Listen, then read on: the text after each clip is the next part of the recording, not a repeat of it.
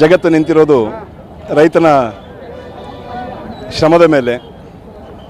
ರೈತನ ಬೆವರು ಎಷ್ಟು ಚಂದ ಬರ್ತದೋ ಅಷ್ಟು ದೇಶ ಸುಭಿಕ್ಷವಾಗಿರ್ತದೆ. ಬಸವಣ್ಣವರು ತನ್ನ ವಚನದಲ್ಲಿ ಹೇಳ್ತಾರೆ, ಕೃಷಿಕೃತ್ಯ ಕಾಯಕವ ಮಾಡುವ ಸದ್ಭಕ್ತನ ಪಾದಂಗಳ ತೋರಿಸಿ ಎನ್ನ ಬದುಕಿಸಯ್ಯ. ಆತನ ತನು ಶುದ್ಧ, ಮನಶುದ್ಧ, ಭಾವಶುದ್ಧ. ಆತನ ಮನವಿಗೆ ಹೋಗಿ ಲಿಂಗ ಪೂಜೆ ಕೈಗೊಂಡ ಗುರುವಿನ ಜೀವನ ಪಾವನ ನೋಡ ನಮ್ಮ ಕೂಡಲ ಸಂಗಮ ದೇವ ಅಂತೇಳಿ ವಚನಕಾರರು ಹೇಳ್ತಾರೆ. ಅಂದರೆ ರೈತಾಪಿತನ ಅಂದರೆ ಅಷ್ಟು ಶ್ರೇಷ್ಠವಾದದ್ದು.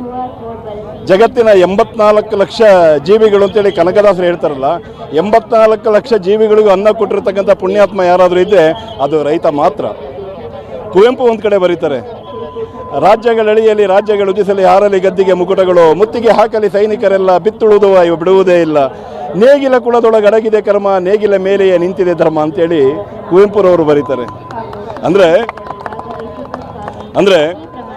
ನಾವೆಲ್ಲ ನಮ್ಮ ಧರ್ಮಗಳು ಎಷ್ಟೆಷ್ಟು ಶ್ರೇಷ್ಠ ಅಂತ ನಾವೆಲ್ಲ ಅಂದ್ಕೊಂಡಿದ್ದೀವೋ, ರೈತನ ಕುಳ 3 ವರ್ಷ ನೇಗಿಲ ಕುಳ ನೆಲಕ್ಕೆ ಹೋಗದಿದ್ರೆ 3 ವರ್ಷ ಈ ಜಗತ್ತಲ್ಲಿ ಯಾವ ಧರ್ಮನೂ ಉಳಿಯೋದಿಲ್ಲ. ರೈತ ಇರೋದಕ್ಕೆ ಜಗತ್ತು ಬದುಕಿರೋದು, ನಾವೆಲ್ಲ ಬದುಕಿರೋದು.